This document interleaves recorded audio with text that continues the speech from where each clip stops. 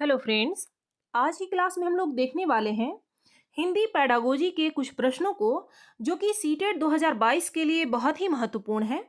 और आज हमने जो प्रश्न लिया है वे सभी प्रश्न 8 जनवरी 2022 को जो सीटेट का पेपर 1 हुआ था वहां से लिए गए हैं। तो चलिए शुरू करते हैं आज की क्लास को। देखिए, पहला प्रश्न है, निम्नलिखित में से किस शिक्षण शास्त्र का अर्थ है कि बच्चों के अनुभवों, उनकी बात तथा उनकी सक्रिय भागीदारी को प्रमुखता देनी है। इस प्रकार के शिक्षण शास्त्र के लिए बच्चों के मनोवैज्ञानिक विकास तथा रुचियों को ध्यान में रखकर अधिगम की योजना बनानी चाहिए। ऑप्शन फर्स्ट है शिक्षार्थी, सेकंड है बाल केंद्रित, थर्ड है शिक्षक केंद्रित और फोर्थ है विस्तारवादी।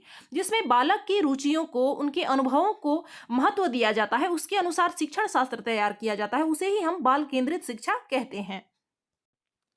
अगला प्रश्न है, समालोचनात्मक शिक्षण शास्त्र दृढ़ता से किस बात में विश्वास करता है। ऑप्शन फर्स्ट है बच्चे विद्यालय के बाहर जो कुछ भी सीखते हैं वह अप्रासंगिक है। सेकंड है शिक्षार्थियों के अनुभव तथा दृष्टिकोण महत्वपूर्ण है। थर्ड है शिक्षक को सदैव कक्षा निर्देशों में आगे रहना चाहिए।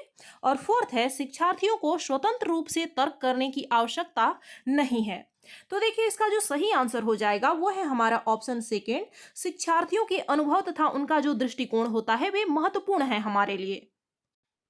अगला प्रश्न है, यदि शिक्षक नया पाठ पढ़ाने से पहले विद्यार्थियों को मनोरंजन से जुड़ी गतिविधि में संलग्न करते हैं तो क्या उद्देश्य हो सकता है। ऑप्शन फर्स्ट है विद्यार्थियों का ध्यान हटाना, सेकंड है पाठ आरंभ करने से पूर्व विद्यार्थियों को अनुशासन में करना, थर्ड है कार्यभार को कम करना और फोर्थ है विद्यार्थियों में प्रोत्साहन और उत्साह का संचार करना। तो देखिए, इसका जो सही आंसर हो जाएगा वो है हमारा ऑप्शन फोर्थ, विद्यार्थियों में प्रोत्साहन साथ ही साथ उत्साह का संचार करने के लिए पढ़ाने से पहले मनोरंजन से जुड़ी गतिविधि शिक्षक कराता है, इसलिए ऑप्शन फोर्थ इसका सही आंसर होगा।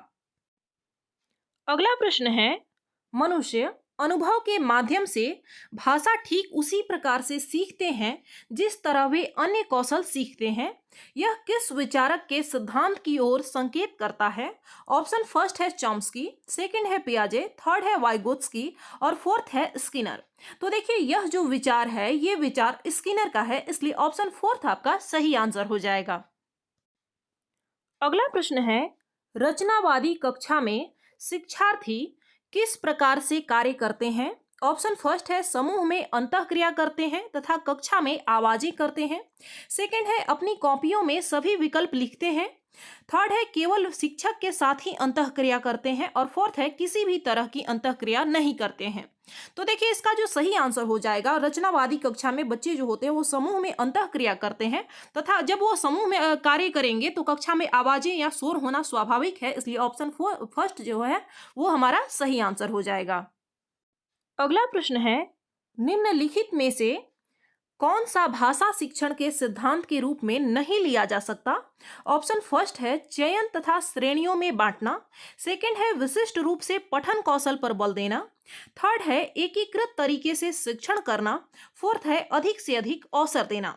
तो देखिए, विशिष्ट रूप से केवल पठन कौशल पर बल देना हमारा भाषा शिक्षण का सिद्धांत नहीं है, हमें चारों कौशलों पर बराबर ध्यान देना चाहिए, इसलिए ऑप्शन सेकंड इसका सही आंसर होगा।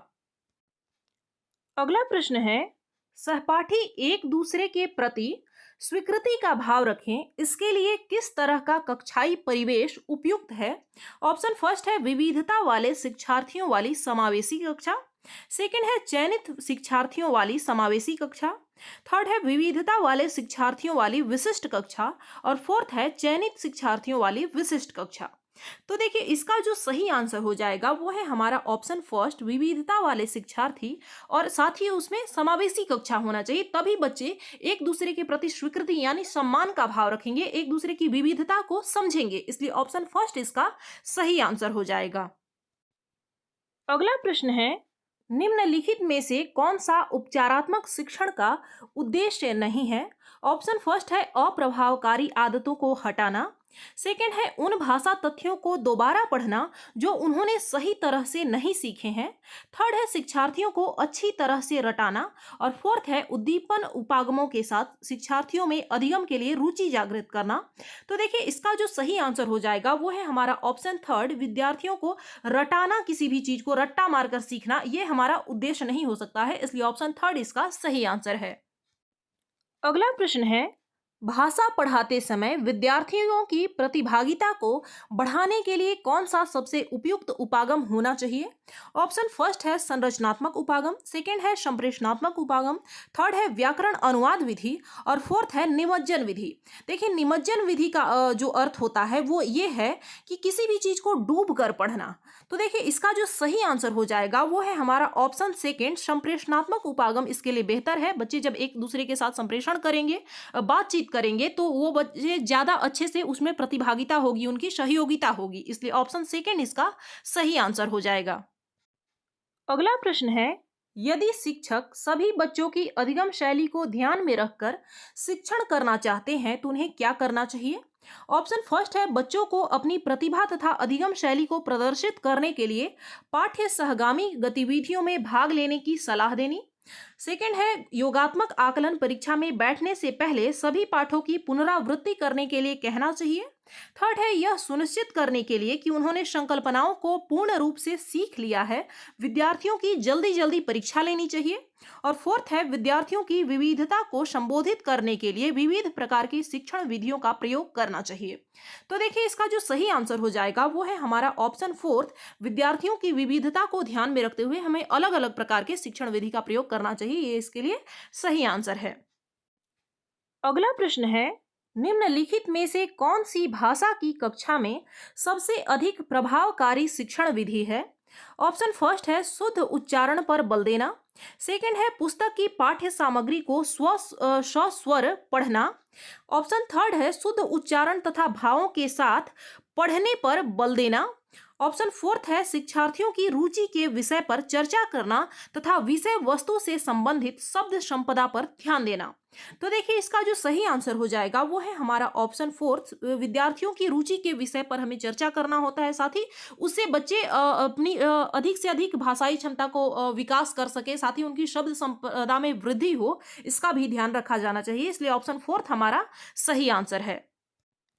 अगला प्रश्न है, शिक्षार्थियों को सीखने तथा विषय पर महारत प्राप्त करने के लिए प्रेरित किया जा सकता है बशर्ते ऑप्शन फर्स्ट है वे जानते हो कि परीक्षाओं में विषय वस्तु के प्रति उनकी समझ के लिए उनकी परीक्षा ली जाएगी, सेकंड है उन्हें विश्वास हो कि जो काम वे कर रहे हैं वह रोचक है तथा उनके स्वयं के और शिक्षक के जीवन से संबंधित है, ऑप्शन थर्ड है उन्हें इस बात का पूर्वाभास हो कि उन्हें निर्देशात्मक उद्देश्यों की उपलब्धि के लिए सकारात्मक पुनर्बलन मिलेगा, और फोर्थ है वे इस बात को महसूस करते हो कि एक तरह के कार्य में वे अपने सहपाठियों से बेहतर निष्पादन कर सकते हैं।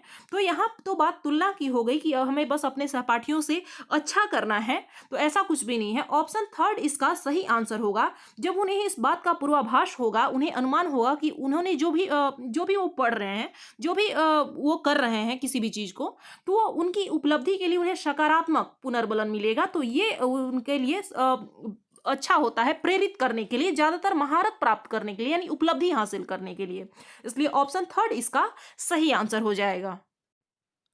अगला प्रश्न है, निम्नलिखित में से कौन सी युक्ति विद्यार्थियों को अच्छा भाषण देने का प्रशिक्षण देने के लिए इस्तेमाल नहीं की जा सकती?